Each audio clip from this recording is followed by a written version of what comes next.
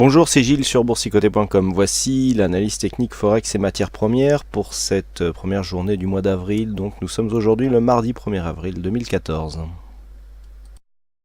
Commençons tout de suite par cette analyse technique de l'euro-dollar, donc avec cette chute ici qui invalide la poursuite de la continuité haussière dont que je vous présentais hier, notamment avec cette évolution qui se faisait juste au-dessus de la moyenne mobile 20 exponentielle. Donc on est venu ici marquer une continuité dans la matinée, et puis en cassant aussi cette moyenne mobile d'une manière assez violente, eh bien les cours donc redescendent sous cette zone de support qui était définie à 1,3770 pour venir finalement neutraliser la tendance. Donc on arrive ici dans un biais plutôt neutre sur l'euro-dollar, donc en unité de temps H4. Bon, on est toujours légèrement haussier du point de vue des plus hauts. Il faudrait vraiment revenir ici sur la zone des 1,3720 pour réellement neutraliser cette tendance.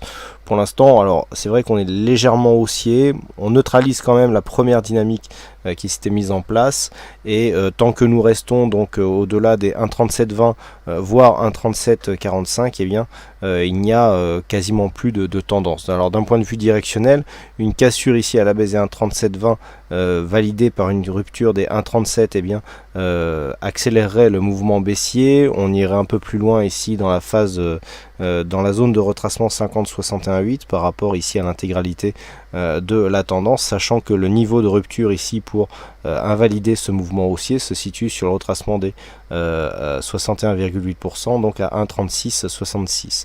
En attendant, donc tant que les cours restent au-dessus de cette zone ici à 1,3744, si on revenait à dépasser ici la zone des 1,3822, eh bien on réactiverait, je dirais, cette dynamique haussière, en tout cas tant que les points bas ici significatifs n'ont pas été cassés. Donc pour l'instant neutralisation, mais une tendance haussière qui peut tout de même repartir.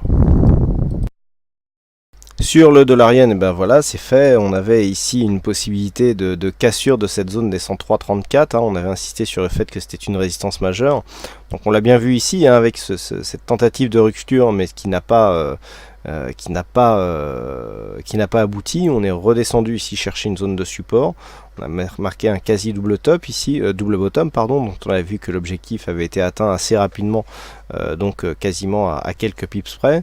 Ensuite ici phase évolution en range, on casse ici la zone de résistance court moyen terme, et on vient ici donc imprimer un mouvement de hausse qui provoque une cassure de cette zone. Donc on s'inscrit ici dans un retour de la tendance haussière. Donc je vous avais dit qu'il faudrait casser ici le plus haut de cette bougie qui se situe à 102, le plus haut de cette bougie qui se situe à 103,76. C'est chose faite, puisqu'on vient ici tester tester ici une zone de résistance qui était précédemment une zone de support qui avait été testée à de nombreuses reprises ici sur cette phase.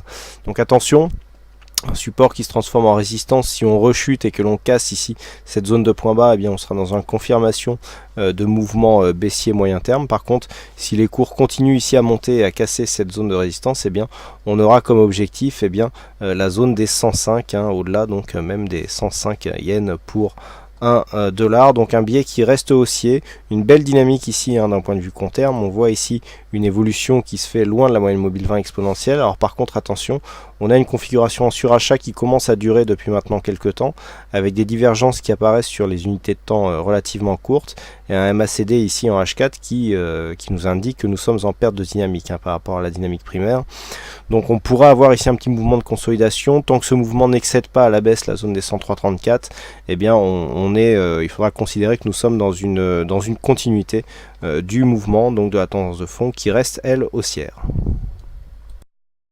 Et enfin sur l'or, donc toujours aussi dans cette configuration baissière, mais il semblerait que nous soyons ici sur une phase de stabilisation après avoir touché la zone des 1280 $ l'once, qui correspond à la zone ici 50, contenue entre le retracement des 50 et 61,8% de Fibonacci. Eh bien nous avons une stabilisation qui est en train de s'opérer, puisque les cours remontent un petit peu. On revient tester ici, on est non loin d'une résistance intermédiaire à 1298 $ l'once, et on a une belle dynamique qui s'est créée. On a cassé ici un point bas intermédiaire. Donc pour l'instant on neutralise. On n'a pas encore de signal de retournement, il n'y a pas encore eu de contact avec la bolle supérieure, il n'y a pas eu de cassure de point haut significative, donc pour l'instant il est un peu tôt pour parler de retournement. Neutralisation de dynamique, en tout cas, oui c'est possible, lorsque l'on voit ici lorsque l'on voit la résistance qui peut être tracée sur cette phase par exemple, où nous avons voilà ces genres de choses. Alors la tendance est un peu incurvée, mais où on a ici cette phase de cassure avec donc une cassure qui se fait sans grande volatilité, et ensuite une fois que la cassure est actée, et bien hop, on accélère. Donc là on est vraiment sur une cassure significative. Par rapport à ce biais ici court terme, effectivement il y a une cassure et donc une rupture de la dynamique baissière. Par contre on voit ici que le dernier point haut significatif qui définissait cette résistance était le point haut qui passait par ce doji qui se situe à 1298,70. Donc c'est vraiment cette zone à 1298 qu'il va falloir casser à la hausse pour vraiment pouvoir inverser le mouvement. Mais pour l'instant il s'agit juste d'une sortie de dynamique, et donc on privilégie un biais plutôt neutre, d'autant que les indicateurs, bon, même si la dynamique est haussière du fait de la cassure ici de cette résistance, eh bien nous indique pour l'instant une tendance, une continuité de tendance en tout cas relativement neutre. On peut encore remonter jusqu'à la bolle supérieure, on est vraiment ici dans la dynamique, donc d'un point de vue court terme. D'un point de vue moyen terme, il est encore beaucoup trop tôt pour conclure un retournement. Voilà donc ce que nous pouvons dire sur cette analyse technique Forex et matières premières. Il ne me reste plus qu'à vous souhaiter à toutes et à tous une bonne soirée, bonne chance dans vos prochains trades, et on se retrouve donc dès demain pour d'autres analyses techniques en vidéo. Bonsoir à tous.